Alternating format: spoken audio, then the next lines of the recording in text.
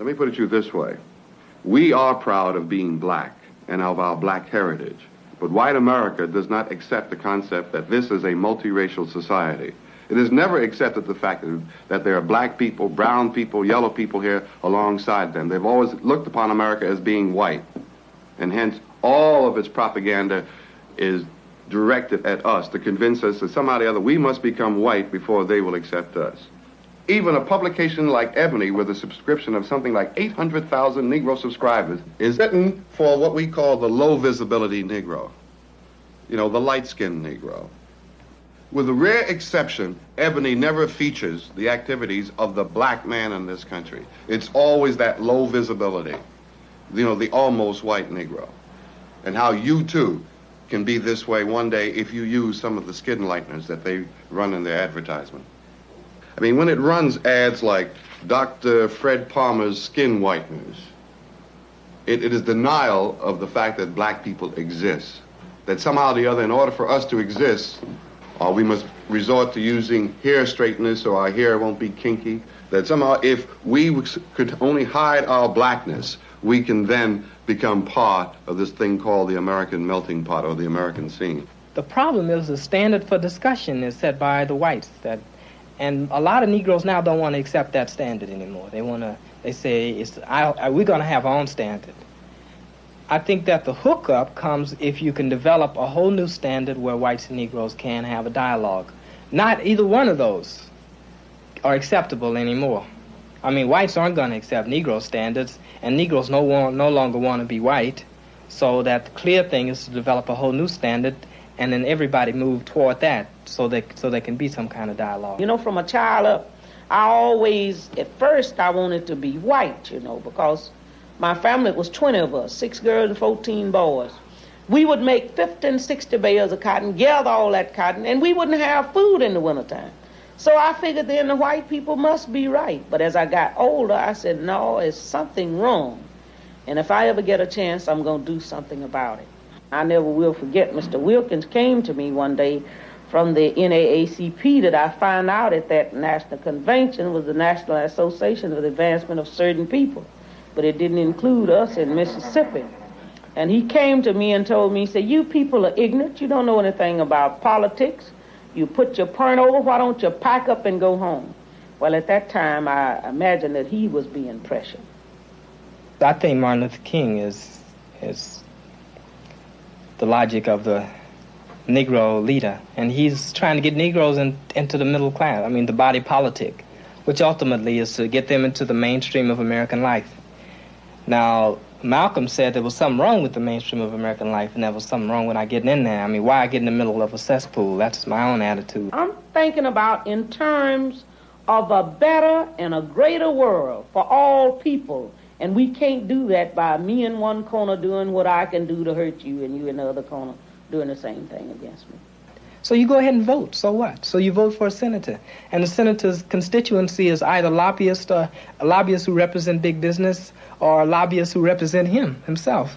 So what? So you can vote. I am interested in developing a third political all-black party. Once we in the black community can establish our political party, then we can negotiate with our so-called white allies who have developed their own political party simultaneously along with us. I'm not concerned about just representing black people because we have poor white that's in the same category with the poor Negro. Well, I want to see a change for the people. And if we can get a good white man, all right, we'll put him in office. But I don't want it all black and I don't want it all white.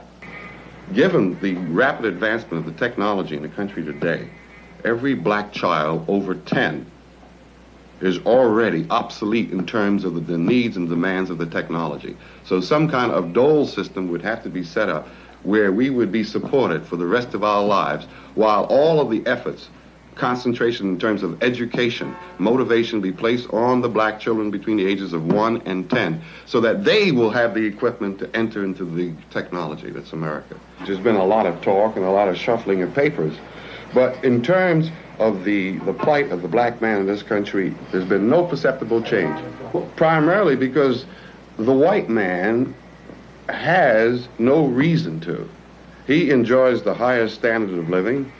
His government enjoys dominance in world affairs. Why should he turn to me now and say, I want to share part of my good fortune with you? He has no reason to. I think there's going to be violence, see, because there already has been. I mean, when people try to free themselves, they kill Negroes in the South all the time. The Negro man has been emasculated and destroyed by the fact that every time he stood up, he got just snuffed out right there. So I don't think there's any question but that there's going to be violence and brutality. But my attitude is that the brutality and the violence shouldn't become the reason that you want to be free. But that's a very personal thing, the freedom is. See, the question isn't what is freedom to me, it's what price freedom. Because sometimes the price that you pay for freedom is the very thing that makes you a slave again. That's what I think happened in Russia in 1917. But I know that there's going to be violence. I mean, I think it gets blurred, especially the individual. If I face you violently, see, who knows where that violence began? See, I mean, if I face you with a gun and I got orders to kill you and you got orders to kill me, then we can't really deal with each other. Well, you're a target and I'm a target. So you can't really talk about that. But you can talk about the larger thing, the much more universal thing. The reason that you're there, see, is really not to kill, but to free. Let us take a look at Harlem, 1964, when approximately 20 Molotov cocktails were exploded in Harlem.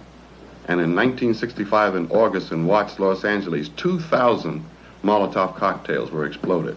I think that we are developing more sophistication, and I think in the next uprising, and I suspect it will probably come either in Washington, D.C. or in another unnamed city, where you're going to find 5,000 Molotov cocktails used.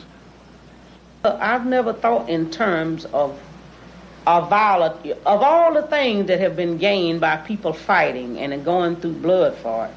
They don't have anything, you know. This, to me, it doesn't make sense.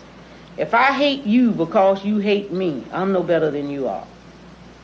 And all we want to do is to make these people understand that we are human beings and we can work together in this country. And to have a democracy, that's what we're going to have to do.